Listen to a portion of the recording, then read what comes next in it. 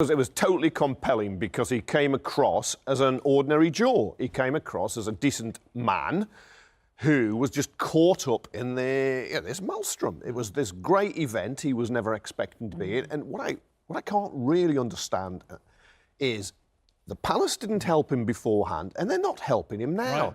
And I personally, if I ever walked somebody's daughter down the aisle at a wedding because they were sick, I would be on the phone or writing or saying to them it was a great honour and pleasure. Zero contact. Not a word. I mean, that is not just a a word. weird thing, isn't it? And, I mean, understanding that the rules are a bit different Weird. to the rest of us, but there are so many kind of unanswered questions here. Meghan still hasn't been to see her father 4 or 5 weeks after he had a heart attack, right?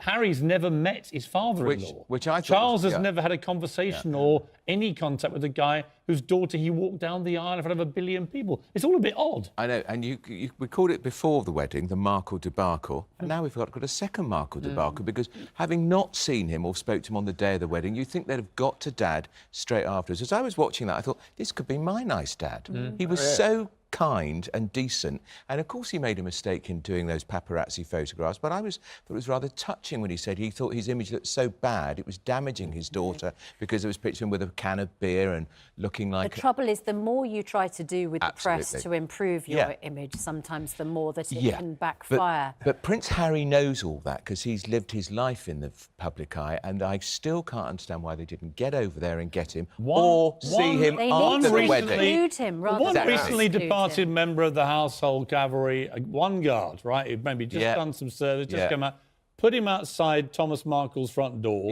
until the wedding, or fly Thomas Markle in 3 weeks before the wedding and avoid all this. Yeah, they could have put him on a cottage on Windsor Great Park. The Queen's got quite a lot of property there. We wouldn't have known he was there. He could have had a nice time.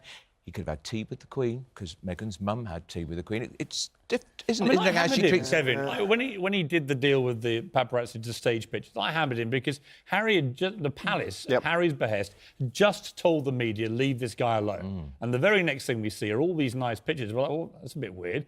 Are the paparazzi intruding on his privacy? What's going on here? And then it turned out he was doing it himself. And that was obviously stupid. What I liked about him yesterday was he didn't even attempt to defend it. He was disarmingly honest. He said, look, I was just trying to improve my own image from being this kind of beer-slugging, unshaven, dishevelled tramp character into somebody that actually I'm more like. And when you spoke to him, I thought he was dignified. He was a nice guy. He seemed like you said, a regular bloke. Yeah, no, look, I joined in the criticism of him, and I felt slightly guilty when I heard him yesterday because he said, look, I'm sorry, I got it wrong.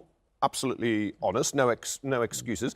Then he talked about how he's now a footnote in history rather than walking his daughter down the aisle because it brought on his heart. And I was thinking, oh dear. Sad. He watched it in a B&B room, in a little B&B, on a little television, with tears streaming down his face, watching another man he'd never met walk his daughter down the aisle. I mean, for any father, I don't care how complicated the whole setup is, for any father, that's a heartbreaking moment. And very odd she didn't call her dad on the day of the wedding. Very odd. You think she would have wanted to... I know you're very nervous. She didn't call him on Father's Day. She didn't. On Sunday or anything. And you wonder now if this interview will deepen the rift. Well, I would hope... I mean, look, Meghan's lost, from what we can see from the number of guests at the wedding from her family, one. Yeah, right. She's lost almost all her family. It's not...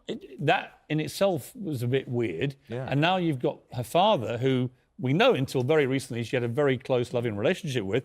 Is that now going to be fractured? Kevin, we talk about the, you know, the fact that the royal family has to open up and modernise and, you know, sort of what a radical move the marriage of Prince Harry and Meghan was. But you have to also acknowledge that when you have a family that is so different, that's totally real. You know, this family has not been used to any of the conventions or covenants that everybody else around the royal family is, you know, involved in, and therefore they need that little bit of extra support, don't they? They do, and a word in their ear. They do, or you have to take the consequences, which is that they'll act like a real family. Yeah, you do, and they deserve that support, and they're not getting that support. Look, let's be honest, the Markles and the Windsors are both very dysfunctional families. They're both on the edge. Well, I would say that the Markles probably more, you know, real. I mean, they're just, they're an ordinary family. I mean, well, let's not be too hasty. As he said, there are 50 to 60 Markles who crawled out of the woodwork, and he wouldn't invite any of them either. But there's divorce in that family, and there's, a blended nature to the family in terms of, people splitting up and then having children. But isn't that just normal? I know. Well, they remind me of the Clampetts. Royal. Beverly Hillbillies. But he is clearly a nice guy.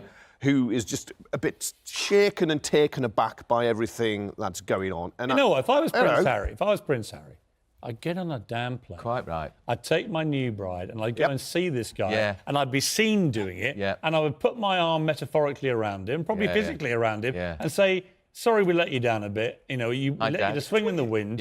We're sorry that you're having to deal with this on your own. We're now going to look after you, right? What do you need? Do you need some protection? Do you need it? The royals can afford it. Harry's a multi-millionaire, right? I just think I just don't get why they're leaving this guy on his own. And I wonder if they've spoken to him since your interview today. Well, you'd hope so. You would hope so, wouldn't you? In a nice way, in a loving way. Absolutely, saying, Dad, we're fixing it, we're sorting it. Keep this weekend free.